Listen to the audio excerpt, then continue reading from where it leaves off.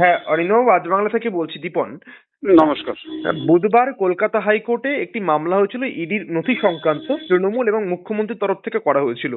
এবং সেই মামলা তৃণমূলে করা, সেই মামলা কার্যত খারিজ করে দিল কলকাতা হাইকোর্ট।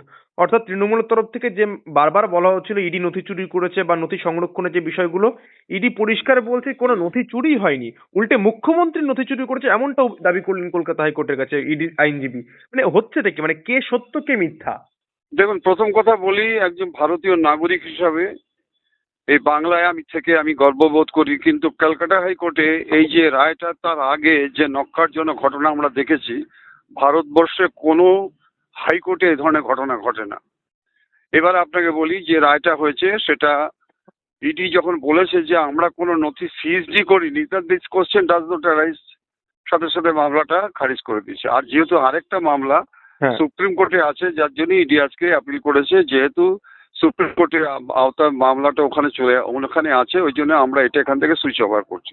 বিচারক যেটা মনে করেছে উনি সেই সিদ্ধান্ত নিয়েছেন, কিন্তু আমি being the people of modern Democratic country, আমিও মনে করি বিচারক সিদ্ধান্ত নিয়েছেন 100% সঠিক। কিন্তু আপনাকে এটা জানতে হবে যে কেন।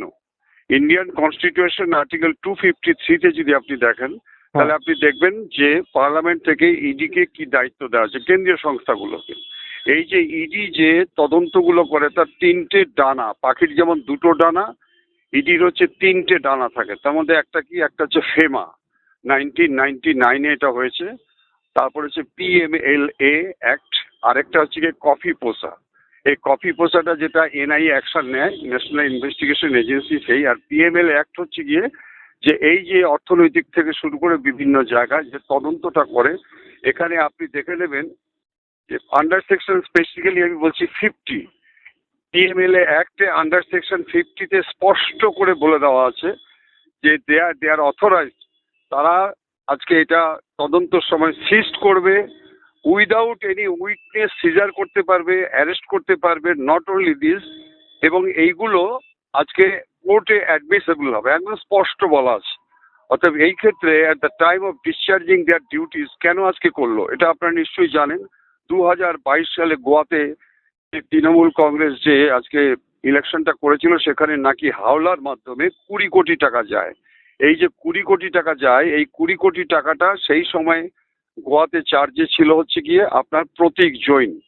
তার আগে যেটা ছিল আছে প্রশান্ত কিশোর, সে ওখান থেকে কভার করে চলে গেছে। কিন্তু যেহেতু প্রতীক জৈন ছিল এবং অনুপ জালা যেহেতু অ্যারেস্ট হয়নি, ও স্যারেন্ডার করার পরে ওর থেকে একটা স্টেটমেন্ট পায়, এবং এটা ডকুমেন্টারি এভিডেন্স মাধ্যমে এবং আপনার করোবোরেটিভ এভিডেন্সের মাধ্যমে আজকে ইডি যে তদন্তটা করেছে, এই তদন্ত যদি আমরা এক্স পুলিশ অফিসার হিসেবে বলছি, কোনো তদন্ত যদি করতে এসে বাধাপ্রাপ্ত হয়, তাহলে কিন্তু সরকারি কর্মচারীকে বাধা দেওয়ার জন্য ইন্ডিয়ান পেনাল কোড 186-এ কিন্তু প্রসিকিউশন হয়, জেলও হয়।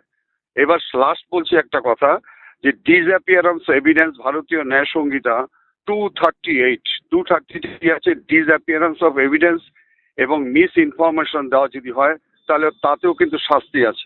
আজকে মুখ্যমন্ত্রী কতটা করেছে না করেছে আমি প্রশ্ন সেটা যাচ্ছি না, কিন্তু যেভাবে নাকি আজকে ঘটনাটা হয়েছে, সেটা কিন্তু ভারতের স্বাধীনতার পরে ঐতিহাসিক, এবং এটা খুব লজ্জাজনক পরিস্থিতি বলে মনে করি। কারণ এটার যদি আজকে সুরাহা ঠিক মতো না হয়, আগামী দিনে স্টেট পুলিশ, CID বলুন, থানা বলুন, যে তদন্ত করতে যাবে, সেখানে যদি এরকম রেস্ট্রেন হয়, তাহলে মানুষ আর এই আইনের উপর তো ভরসাই রাখবে না। ধরুন আমি যদি পুলিশ কমিশনার হতাম, আমি যদি CP হতাম বা DG হতাম, একজন মুখ্যমন্ত্রী যদি কোথাও কখনো যায়, যদি আমাকে কল করে, তাহলে অ্যাট দ্য টাইম অফ সেই সময় যে সেফটি অ্যান্ড সিকিউরিটি প্রশ্নে আমাকে তো ছুটে যেতেই হবে। কিন্তু কি কাজে যাচ্ছে, কেন যাচ্ছে, সেটা পরের প্রশ্ন। এখন প্রশ্ন হচ্ছে যে মুখ্যমন্ত্রী যে বক্তব্যটা বলেছেন যে আমার এই সমস্ত জিনিস ইলেকশনের সময় ছিল, বা অমুক নানা রকম জিনিসগুলো তারা নিচ্ছিল, এবং অনৈতিকভাবে উইদাউট বেনি নোটিশে আজকে এখানে হাজির হয়েছে, এই যে জায়গাগুলো, এগুলো এখন কোশ্চেনেবল, এবং এটা আজকে সুপ্রিম কোর্ট ডিসিশন নেবে। কিন্তু আমি মনে করে থাকি যে কেন্দ্রীয় সংস্থা, এর আগেও সন্দেশখালিতে আপনারা জানেন 5/1/2024 যেহেতু যেভাবে ইডি অফিসারদের মার্সিলেসলি মারা হয়েছে এবং মহিলাদের দিয়ে, ঠিক সেইভাবে দেখুন সিরাকোলে একজন ইলেকশন কমিশনের অন বিহাফ অফ ইলেকশন কমিশনের ওখানে একজন আইএস অফিসার গিয়েছিল, ঠিক এই মহিলাদের দিয়ে যেভাবে হ্যাকলি করা হয়েছে। চতুর্দিকে আমরা দেখতে পাচ্ছি যে আজকে কেন্দ্রীয় সংস্থা এলেই একটা হাওয়া তুলে দেওয়া হচ্ছে এবং normal flow of investigation is becoming standstill. কিন্তু কেন? এটা তো আজকে সারা ভারতে, আপনি আমাকে বলুন তো, ভারতে আজকে 36টা স্টেট, এই 36টা স্টেটের মধ্যে আজকে এসআইআর হচ্ছে 12টা। আপনি আমাকে বলুন কোন জায়গাতে এই রকম ভাবে দিনের পর দিন, আজকে দেখুন বিডিও অফিস আক্রান্ত হয়ে যাচ্ছে, আজকে দেখুন এসডি অফিস পর্যন্ত আজকে শাসক দলের এক সংখ্যক গুন্ডা বাহিনী আজকে আক্রান্ত করছে। এইগুলো কি এই স্বাধীনতাকে আমরা চেয়েছিলাম?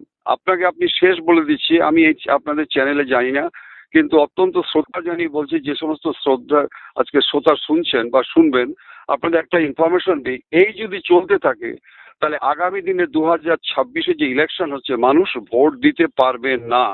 আপনাকে আবার বলে দিচ্ছি, অনেক মানুষ ভাবছে কেন্দ্রীয় বাহিনী আরো প্রচুর আসবেন না, কারণ কেন্দ্রীয় বাহিনী যারা আসে তারা under the shade of state পুলিশে থাকে। মানে স্টেট পুলিশ, আমি যেমন ওসি, আমার আন্ডারে একটা প্ল্যাটুন দিয়ে দেবে, আমি যা বলবো তারাই কাজ করবে, তাদের কিন্তু নিজস্বতা কোনো কিছু নেই। অতএব স্টেট পুলিশ যদি সেই ফোর্সকে ইউটিলাইজ না করে, আপনি ভোটই দিতে পারবেন না। কিন্তু বর্তমান যে বাতাবরণ সৃষ্টি হয়েছে, হিংসার বাতাবরণ, শ্রেণীশত্রু, আপনি আমাকে বলুন না ভাই, মনে কিছু করবেন না, এক একটা জায়গাতে, সব জায়গায় যে শুভেন্দু বাবুর এটা অ্যাটাক হয়ে গেল, সব জায়গায় দেখবেন বিরোধী পক্ষে অ্যাটাক করেছে, নাগরাকাটাতে দেখুন এমপিকে অ্যাটাক করে দিয়েছে। ঠিক আছে, এই যে ভাঙরটাকে সেফটি অ্যান্ড সিকিউরিটি সাধারণ মানুষের নিরাপত্তার জন্য 7খানা পুলিশ স্টেশন করেছে। আমরা তো একটা থানায় চাকরি করেছি। আপনি আমাকে বলুন তো, ওখানে আজকে যে লড়াইটা হচ্ছে, আইএসএফ, নৌসাদ সিদ্দিকী কি বিজেপি করে? আজকে কাইজার কি বিজেপি করে? তাদের মধ্যে যে সংখ্যালঘু সম্প্রদায়ের মধ্যে যে আজকে হিংসার বাতাবরণ তৈরি হয়েছে, এবং আপনি জানেন 2023-এ additional director general of police পর্যন্ত হাজির হয়েছিল। এই যে হিংসা বাতাবরণটা সৃষ্টি হয়েছে, এটা বলতে বাধ্য হচ্ছে আপনাকে। তোহা সিদ্দিকী একটা খুব সুন্দর কথা বলেছে, যে কেন আমাদের মুসলিম ভাইদের নিয়ে আজকে বোম গুলি দিয়ে আজকে ইলেকশনের সময় কাজে লাগানো হচ্ছে। এবং সত্যিই তো, যে খুব খারাপ লাগে যে এক সংখ্যক সংখ্যালঘু সম্প্রদায়কে কিভাবে মিসগাইডেড করছে। এরা অসহায় হয়ে আজকে দিনের পর দিন, এই যে হরগোবিন্দ দাস, চন্দন দাস যে মৃত্যুটা, আপনি শুধু দেখুন মুর্শিদাবাদে আজকে যে 13 জনকে অ্যারেস্ট করেছে, সব সংখ্যালঘু সম্প্রদায়ের, এবং তাদের মা বাবা আত্মীয় পরিজন যখন চার্জশিট দেওয়ার পরে কান্না করছিল, তাদের স্টেটমেন্টটা দেখুন, সমস্ত অন্য ছেলেগুলোকে ধরে ফেলেছে, আসল আসামিকে ধরেইনি। এই যে জায়গাটা শুরু হয়েছে, এটা কিন্তু সত্য চিরকাল প্রতিষ্ঠিত হয়, মিথ্যা কিন্তু অ্যাবলিশড হয়ে যায়। অতএব আগামী দিনে আমরাও চাই যে আমরা এই ভারতকে স্বাধীন করেছে হিন্দু, মুসলিম, বৌদ্ধ, খ্রিস্টান মিলে ভাই ভাই হিসাবে আমরা শান্তির বাতাবরণের মধ্যে থাকতে চাই। যা চলছে তার থেকে আমার মনে হচ্ছে যে ব্রিটিশ আমলে অনেক ভালো ছিল, যা চলছে তার থেকে কিন্তু আমার মনে হয় যে রাজা রাজ্য চালাতো সেটা অনেক ভালো ছিল। কারণ নারীদেরও আজকে কিন্তু নিরাপত্তা নেই। ত্রাস, সন্ত্রাস ঘটনা, চুরি, ছিনতাই, মাতাল, সুপরিকল্পিত ডাকাতি, নারী নির্যাতন, বধূ নির্যাতন, প্রতিবাদীদের যেভাবে মার্সিলেসলি মারা, এই স্বাধীনতা আমরা চাইনি, এটুকু আমি বলতে পারি। আজকে মুর্শিদাবাদে এসডিপিও কে মারছে কেন? আপনি আমাকে বলুন না, হুগলিতে একজন আইসি ইন্সপেক্টর ইনচার্জ, তাকে কেন আজকে পিটিয়ে দিচ্ছে? আপনি আমাকে বলুন, নরেন্দ্রপুরের সেকেন্ড অফিসার ওয়ারেন্ট এক্সিকিউট করতে দিয়ে গেছে, তাকে পেটাচ্ছে কেন? আপনি আমাকে বলুন সন্দেশখালীতে পুলিশ আজকে কাজে গেছে, যে সন্দেশখালীতে মুখ্যমন্ত্রী গেলেন, যে সন্দেশখালীতে ডিজি গিয়েছিলেন, সেখানে আজকে পুলিশকে ওই মুসা বলে ওই শাহজাহানের যে সাকরাতটা আজকে তাকে অ্যাসল্ট করলো, এটা কারণটাই হচ্ছে 100 পুলিশ আজকে দলদাসে পরিণত হয়েছে। আমরা যখন চাকরি করেছি বামফ্রন্ট আমলে, আমরা দেখেছি যে সেই সময় এক সংখ্যক রাজনৈতিক নেতৃবৃন্দ ক্রিমিনালদের কোনো কোনো ক্ষেত্রে কাজে লাগাতো, আর এখন ক্রিমিনালরা আজকে রাজনৈতিক নেতাদের কাজে লাগাচ্ছে, তাদের কথা উঠছে বসছে। একটা এক্সাম্পল দিয়ে শেষ করছি, 2021 না 22-এ সিদ্দিকুল্লাহ চৌধুরী গিয়েছিল সরবেরিয়া ত্রাণ নিয়ে। সরবেরিয়া সন্দেশখালীতে যখন গিয়েছিল, এই শাহজাহান সিদ্দিকুল্লাহ চৌধুরী একজন মন্ত্রীকে টেনে নামিয়ে ওর জামা কাপড় ছিঁড়ে দিয়েছিল, মন্ত্রী।